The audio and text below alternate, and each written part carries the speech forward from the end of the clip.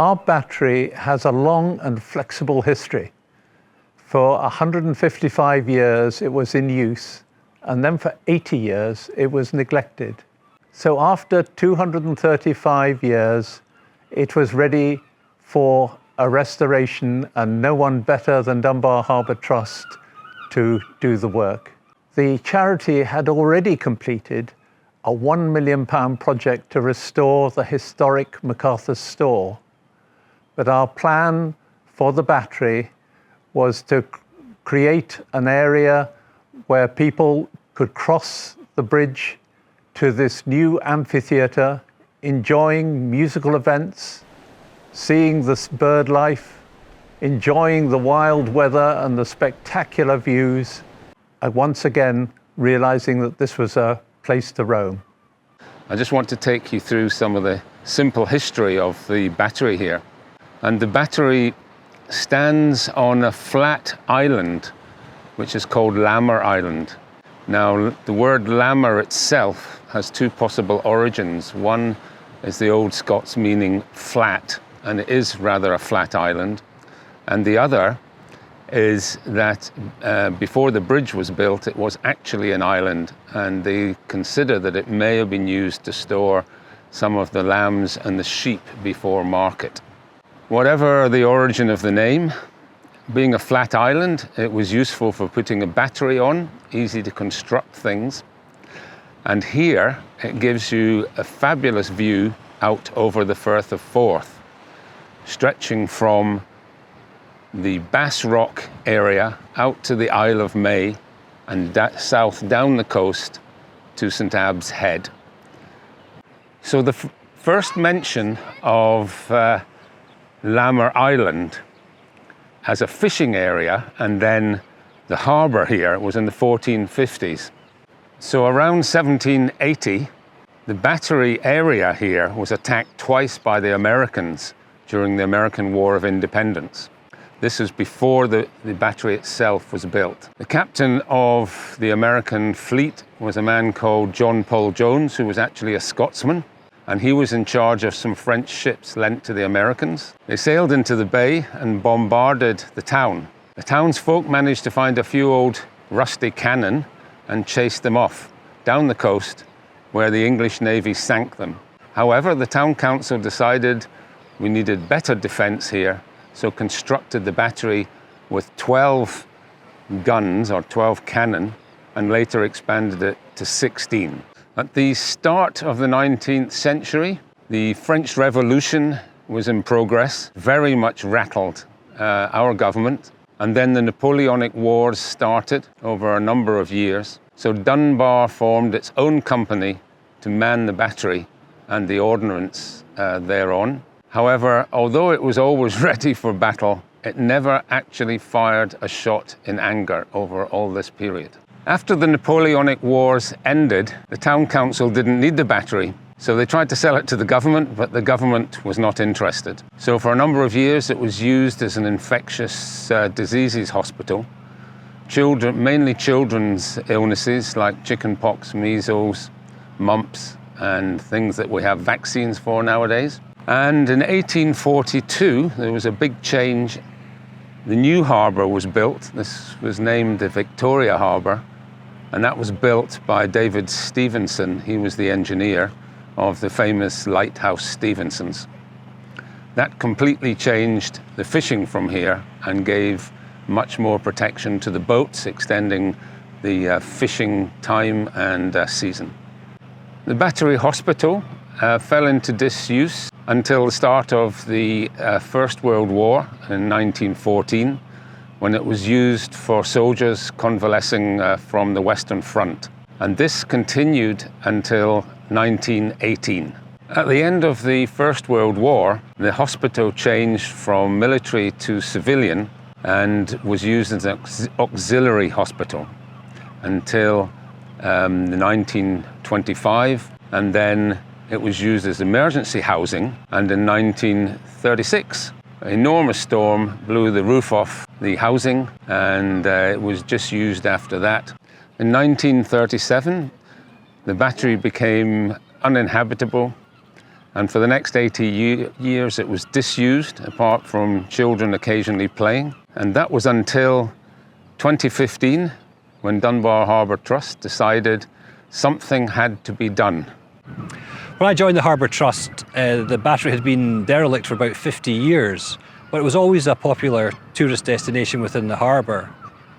But when people visited the battery, it was a bit tired and unkempt, and there wasn't much purpose there, and no reason for them to stay and enjoy the views. So the Harbour Trust decided it was about time to give it a new lease for life. So Dunbar Harbour Trust were interested in getting funding to do improvement works to the battery. We went out for community consultation to see what the town would like to see with the improvements, and they came back with 4 key points. They wanted to open accessible access 24/7. They wanted improvements to the access, the ramp up. They wanted the structure to be protected in its current state, not a refurbishment back to the 1781 original state. And they wanted more interpretation to learn more about the battery. So the Harbour Trust pulled together a design proposal, a vision document, and applied for the funding in 2014. We also applied to Historic Environment Scotland, and East Lothian Council gave us monies towards the project. The whole project cost and funding totalled about £800,000. At the heart of the new proposals is the timber outdoor amphitheatre. It's a performance space, it's an education space, but most importantly it's a space to climb and jump and eat your pizza in the sunshine. You'll see behind me the interpretation that we put into it in terms of the names of the areas from the shipping forecast. So not formal information, but little artistic touches here or there, quiet interpretation that we called it. The amphitheatre has proven very popular. We've had music concerts, we've got Shakespearean organisations coming to give performances, and we've even got our own Dunbar Battery Theatre Company set up once they saw this space. So part of the Dunbar Battery project was to employ a local artist to do a public artwork within the space. We employed Donald Urquhart, a renowned Scottish artist, to come up with a new creation, a bespoke piece of art for the Dunbar Battery. What you see, and what I'm sitting on, and what you see behind me is his installation called Sea Cubes.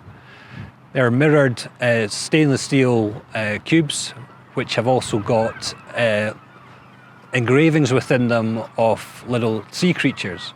So the idea, again, picking up on the education side of things, was that schools could come and do, if you like, the brass rubbings of the sea creatures on the artwork itself.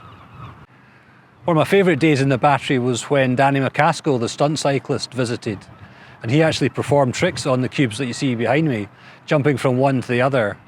And at that point I was worried whether it was a good thing or a bad thing. So the cubic forms of the artwork and of the sea cubes represents a number of things within that are contextual to the battery.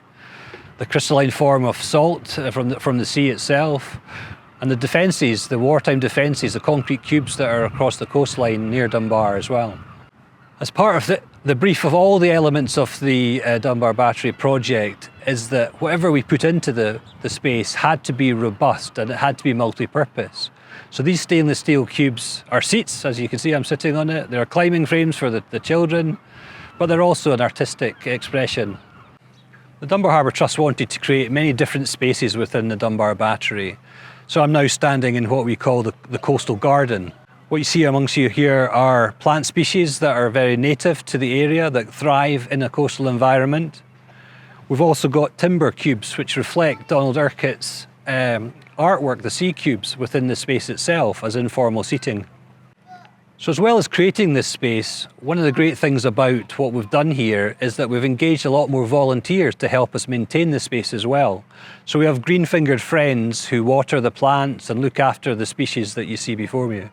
We also engage with the local fishermen who have used ropes within this space to create the walkways.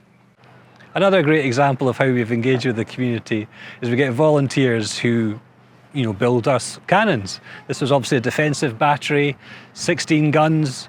Never fired a gun in anger, however, but it's good to have a representation here of what the original use was. One of the great features of the new battery project was the installation of the access ramp you see behind me. I remember as we were opening the battery formally, just as we'd announced the ribbon cutting, a person in a wheelchair came into the battery and wheeled himself up, and he exclaimed that it was the first time he'd been able to get into this space for about 10 years. We were conscious when we were looking at the interventions that we were putting into the old space that we wanted to do it sensitively. We wanted to be able to, in years to come, for the next generation, if they wanted a new purpose, a new use for their generation, to be able to remove what we had done but still maintain the existing fabric of the building. The hard work and contribution from so many people has made the Dunbar Battery once again a building that's fit for the 21st century. We have secured the building's structure and at the same time made sure the place is accessible to everyone, attractive to all ages, and a place where people in mobility scooters and buggies can happily come. It is a place for all to enjoy.